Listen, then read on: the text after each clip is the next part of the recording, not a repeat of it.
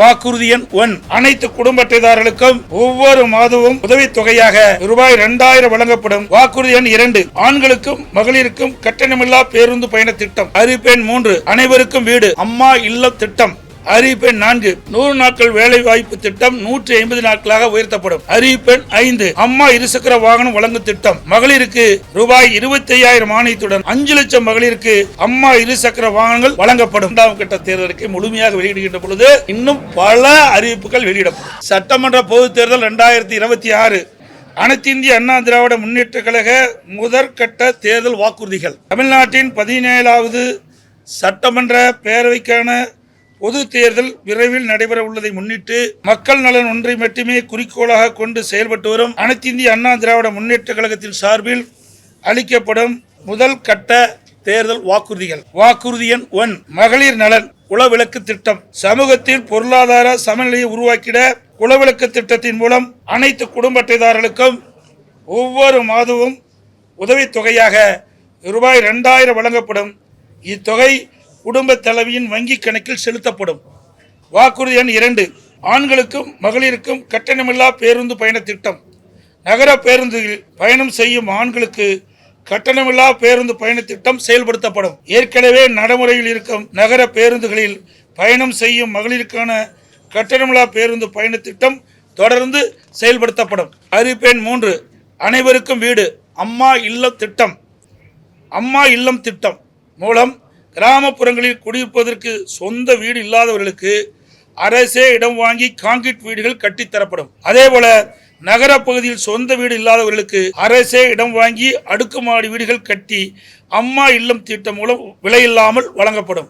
அதை போலவே ஒரே குடும்பத்தில் வசிக்கும் பட்டியலின மக்கள் அவருடைய மகன்கள் திருமணமாகி தனி குடித்தனம் செல்கின்ற போது அரசே இடம் வாங்கி அவர்களுக்கு கான்கிரீட் வீடுகள் கட்டித்தரப்படும். அறிவிப்பு எண் 4, 100 நாட்கள் வேலை வாய்ப்பு திட்டம் 150 நாட்களாக உயர்த்தப்படும். 100 நாட்கள் வேலை வாய்ப்பு திட்டம் 125 நாட்களாக உயர்த்தப்படும் என்று மத்திய அரசு அறிவித்துள்ளது.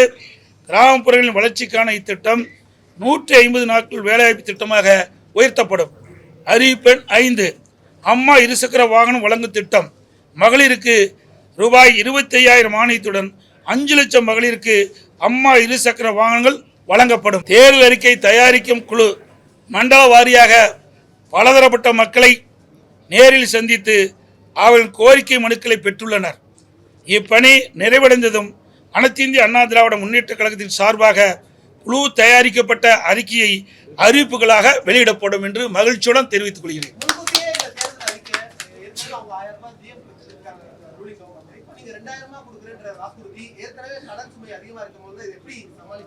அவர்களுக்கு திறமை இல்லை, எங்களுக்கு திறமை இருந்தது. நாங்கள் ஆட்சி செய்கின்ற பொழுது 5,18,000 கோடி தான் கடன் இருந்தது. எந்த சூழ்நிலை ஒரு ஆண்டு கொரோனா காலத்தில் கூட அரசுக்கு வரி வருவாய் இல்லாத நேரத்தில் கூட கொரோனாவுக்கு 40,000 கோடி செலவு செய்தோம். நாங்கள் திறமையாக நிதி கையாண்டு நிதி சுமை இல்லாமல் நிதி சுமை குறைவாக இருக்கின்ற சூழ்நிலை நாங்கள் உருவாக்கி தந்திருக்கிறோம். ஆனால் திராவிட முன்னேற்ற கழக அரசு பொறுப்பேற்ற பிறகு இந்த நிதி மேலாண்மை அமைப்பை ஏற்படுத்தி நிபுணர் குழு அமைக்கப்பட்டு அந்த நிபுணர் குழு மூலமாக கடன் குறைக்கப்படும், வருவாய் உயர்த்தப்படும் சொன்னாங்க. ஆனால் அதுக்கு நேர்மாறாக நிபுணர் குழு அமைக்கப்பட்டபோது கடன் தான் அதிகரிச்சிருக்குது. சுமார் இந்த ஆட்சி முடிகின்ற தருவாயில் 5.5 லட்சம் கோடி கடன் இருக்கின்ற ஒரு சூழ்நிலை ஏற்பட்டுள்ளது.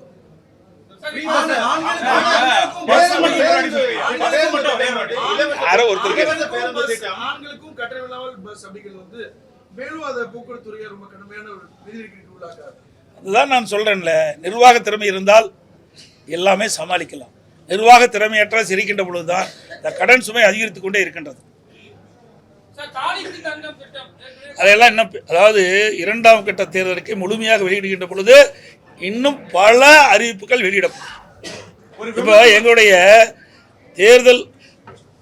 தேர்தல் அறிக்கை தயாரிக்க குழு ஒவ்வொரு மண்டலமாக போயிட்டு இருக்கிறாங்க, மக்கள்கிட்ட மனு வாங்கிட்டு இருக்கிறாங்க. இப்போ இன்னும் கோயம்புத்தூர் மண்டலத்துக்கு போகல. அங்கே போய் பலதரப்பட்ட மக்களையும் சந்தித்து அவருடைய கருத்துக்களை விண்ணப்பம் மூலமாக பெற்று அதையெல்லாம் சேகரித்து அந்த அறிக்கையாக தயாரிக்கப்பட்டு அது ஆய்வு செய்யப்பட்டு அதை அடிப்படையில் மக்கள் என்னென்ன நினைக்கின்றார்களோ அதை எங்களுடைய தேர்தல் அறிக்கையில் இடம்பெறும்.